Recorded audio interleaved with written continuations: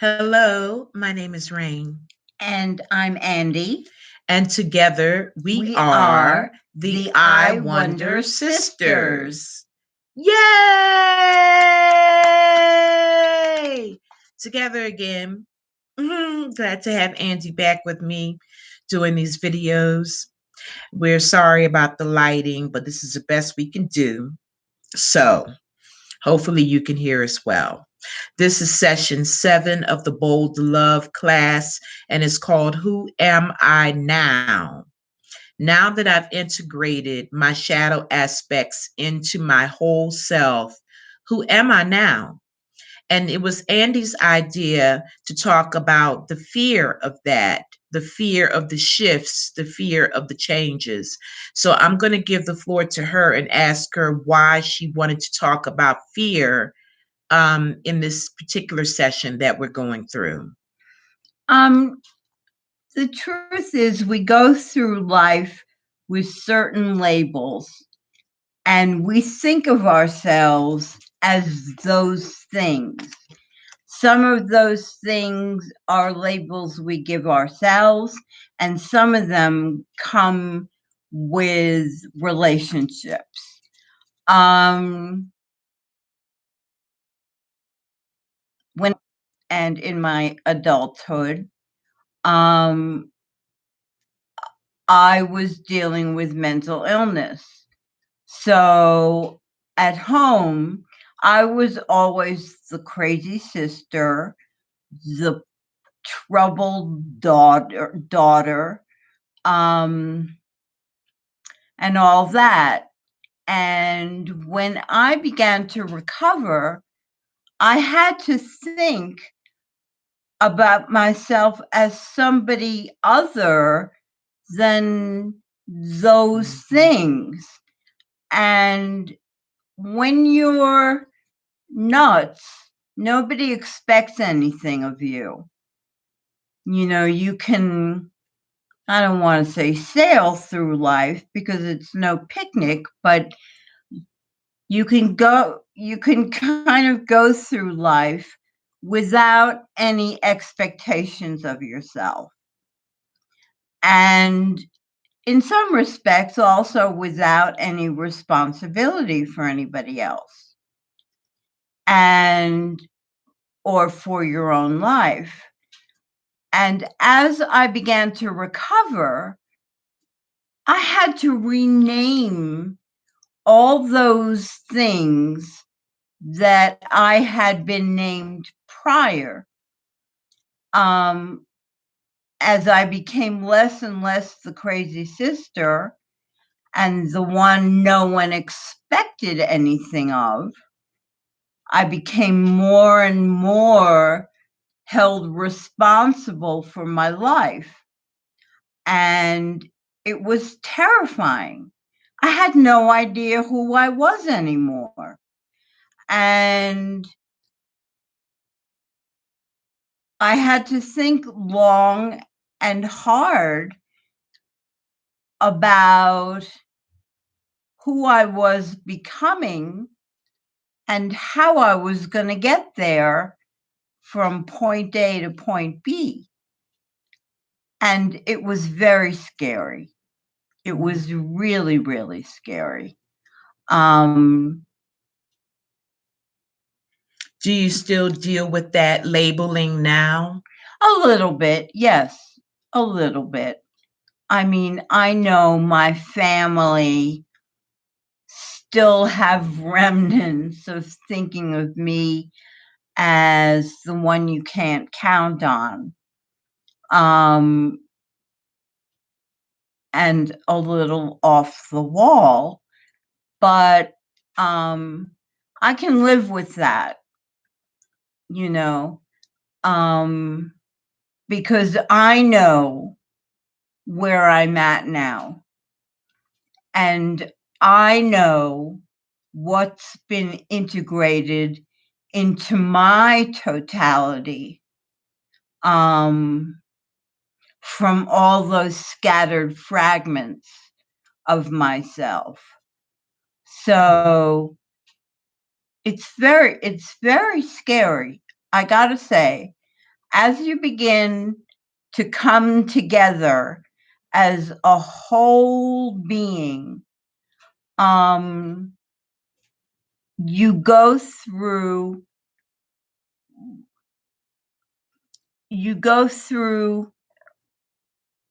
readjustments in how you see yourself and how you want to present yourself to the world. Yes. And responsibility is a big deal in this context. Because when you're fragmented, you can abdicate responsibility for many things and not take charge of your life. And as you become whole and stop seeing the shadow aspects as aspects, but as part of a larger entity, you have to be in charge. Someone has to get responsible. And I'm afraid it's going to be you. And a lot of people can't bear that because that's where the work comes in. That's where you have to work at, thank you, Byron Katie. That's where you have to work at acceptance and renaming all those things that you thought defined you before, you know? Yes. I do know because I was always Ida's daughter, and I think about that a lot because I always prided myself in being my mother's daughter. We worked together for a while in the same company, even, and I was always Ida's daughter. And I was very proud of that. And I don't think I really, really grew up until she passed away. And I had to really, as you said, take responsibility for who I was. And I stumbled for a while. Mm-hmm. And I still do stumble when it comes to thinking about who I am without her. Mm-hmm. Here. And so it wasn't as traumatic an experience. It was a beautiful experience to be Ida's daughter, but I had to realize that I was much more than that always. And it wasn't because she labeled me that, it was because I labeled myself that. And so getting rid of that label and really incorporating everything else that I actually am was very hard for me. Yeah. And like you said, also very fearful because I wondered, really, without her and without the things that we used to share, who I really was. And so I definitely understand that. And just really in my 50s, becoming Kim, as a person who has changed, as a person who has evolved and grown a lot, really renaming myself, which is one of the reasons for the name change to Rain. There are many, but that's one of the reasons, was to have ownership of who I was, besides being Ida's daughter. So I certainly understand that.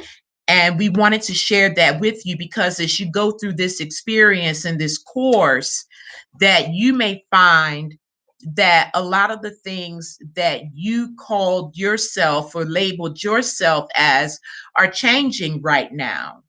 And you don't know what to maybe replace it with, or if you have to even replace it.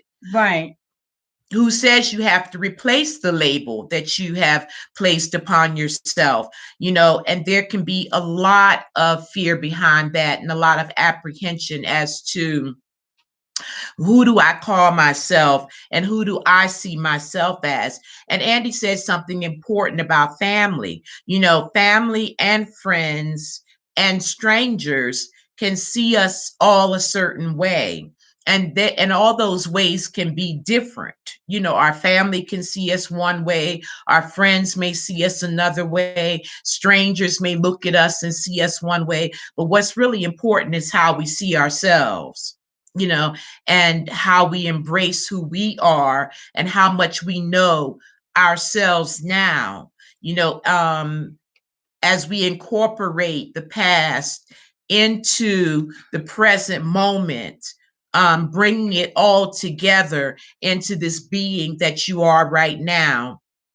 There's really a lifetime of work to be done. I don't think, you know, even though this course will end, that the learning and the integration will probably always be a part of who we are and what we check in on Mm-hmm. when it comes to ourselves. Yeah. So just know that, you know. Um, let's talk about a new description of yourself. You know, a good idea, and session 6 was a lot about this, was about describing who you are. And a new description of yourself can be formed in any way, can be formed in writing it out and journaling, and through meditation, through simply taking time with yourself in silence, and really seeing what this reinvention really has brought about for you. And I think that that can be difficult sometimes because it takes a lot of self introspection, going within a lot, when lots of times we stay without, but going within and actually noticing the changes that have occurred and respecting and honoring yourself for those changes and for that integration as well. Um, you know, what do you think about, you know, re describing yourself as the person that you are in the present? You know, does a lot will a lot of the past come into play with that, or Oh, sure. I think the past is always a part of the present. mm, And we have to we have to use our past, you know, instead of like letting the past plague us and direct us. We can use the past to illuminate who we are and to illuminate all the things we've been coming to this moment. yes. You, Yeah, exactly. I know when I think about, I was thinking about this morning past decisions that I've made that I would not make again. You know, things that at the time I would have considered to be wrong decisions, or selfish decisions, things like that. And maybe they were. And I was thinking about it this morning because I'm not that person. And a lot of those decisions that I made in the past, I would never make again. I would make totally new decisions, but they still are a part of who I am. And a lot of those decisions, as I thought about them and why they came up within me as I was thinking about doing this video, was out of fear. A lot of decisions that I made was out of fear of who I was, out of fear of who I thought people would think that I was, out of fear of, you know, maybe people having a certain idea about me and who I am, and me not living up to those expectations. And so a lot of those decisions that I made that I would not make again came out of fear of who I was at the time, you know, and a feeling of being unworthy, of a lot of things that I was living with and being blessed with at the same time. And so a lot of my actions were reactions of being fearful of who I truly was, Mhm. and so it comes into play really deeply, I think. And I was thinking about the past a lot, and a lot of decisions I made. I said, I just wouldn't do it that way now. And it's okay to recall those things, and it's okay to examine those things about yourself, and to say even why did I make those decisions that right now, when I look back on them, they don't seem to be me at all. but Mhm. but in reality they were you. And in reality there are some aspects of you that still exist, some fragments, as Andy said, that still exist when it comes to the past, and bringing that all together into the present moment. I think that's where um, age has a great advantage. As you get older, you can overview your life in a much more complete way, and also without fear, because you're free, and you're free to choose new ways of being. And as you age, you get all different kinds of perspectives. Some of them Mhm. are taken from the past, and some of them not. But at the same time, you see things from various angles and can actually analyze them in terms of your current lifestyle and your current way of being, a lot more, shall I say, objectively, Yes. um, with less attachment. Let's put it that way. Yes. As we stated earlier, that of course this course goes through session 8. That will be our last session.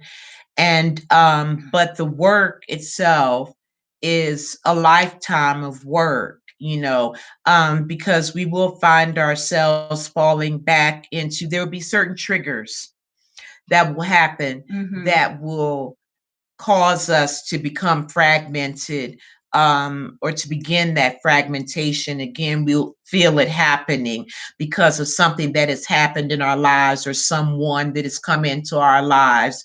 And so this is a life's work to be dedicated to, is keeping the self whole, and keeping the self integrated, and honoring all of the self, all of the parts of you, all the parts of your personality, of who you are, of what makes you an individual, what makes you unique, what makes you yourself and not somebody else. Mm-hmm. That will continue to need to be honored. And so we wanted to reiterate also that the rituals that you come up with, no matter how grand they are or how small they are all beautiful and important, and should be kept up, and can be changed and altered as you need to change and alter them. You may find that at a later time you might need more of a grand ritual to bring yourself back together again, or you may find you might need less. That's a very personal thing.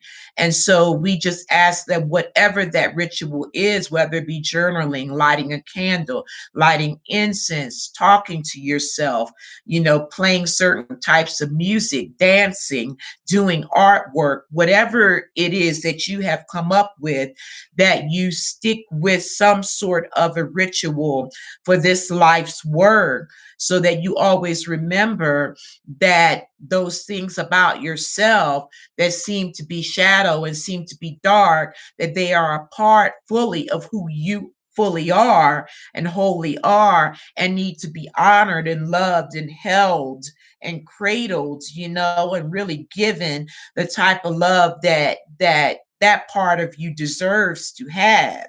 Because lots of times our what we call shadow sides come from parts of ourselves that were ignored, parts of ourselves that just didn't receive the amount of love or the kind of love that was needed. And so now, as adults, it's up to us to give ourselves that which we feel we may not have received. It's really nobody's responsibility but our own. As Andy was saying, we're coming into full spiritual adulthood, where we are responsible for who we are and responsible for how we feel about ourselves. I was just going to say quickly that all the things that you like about who you are would not exist without the shadows. Exactly. They are one and the same. They come from the same place within you. And so if you love yourself, you must love the shadows too, because they are part of who you love. Yes, exactly. They cannot be separated and set aside, or put on a shelf, as we try to do.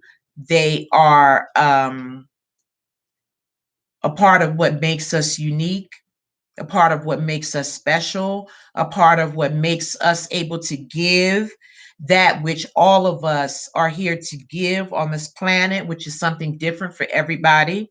you know they represent all of that, and we need it all. And it all can be used for good once we recognize and accept and begin to love it, and understand it and give it the time and attention that it needs. So that's all that I have to say today. Me too. Okay. So we thank you all again, as always, for joining this Bold Love class. And if anybody wants to take the class out there in YouTube land, we are on Instagram, and you can DM us at I Wonder Sisters on Instagram. Or if you're not on Instagram, you can email us for the class, and that's I Wonder Sisterhood at gmail.com. Also, visit our website, iwondersisterhood.com, for any information about the work that we do, the readings that we do, the sessions that we do. And if there's anything that you feel you need that you don't see there, just send us an email. Or, as I said, hit us up on Instagram. We're always on there checking it all the time. So thank you for all of those of you who have shared in this journey with us. We'll be moving on to session 8 probably next week and wrapping this up and talking about some things that maybe you can do beyond the course that will assist you with this integration. So, and use your fear. Use it. It's founded in truth. yes. It's founded in truth. And find that truth and allow it to transform you. The whole point of Bold Love is transformation. Yes. And allow yourself to be transformed. It's hugely wonderful. It is. And it requires courage, which is the name of the class, why we named it Bold Love, because all of this requires courage, to continue and to really love ourselves fully. It's so important. We have been listening to a song by Layla Hathaway, and I posted a couple of the lyrics on Instagram, but it says, stop hiding yourself, stop hiding yourself, love yourself, or no one else can. Mm. You know, such a beautiful song. So remember just how important this work really is. So thank you guys. We love you. Mwah. Bye bye.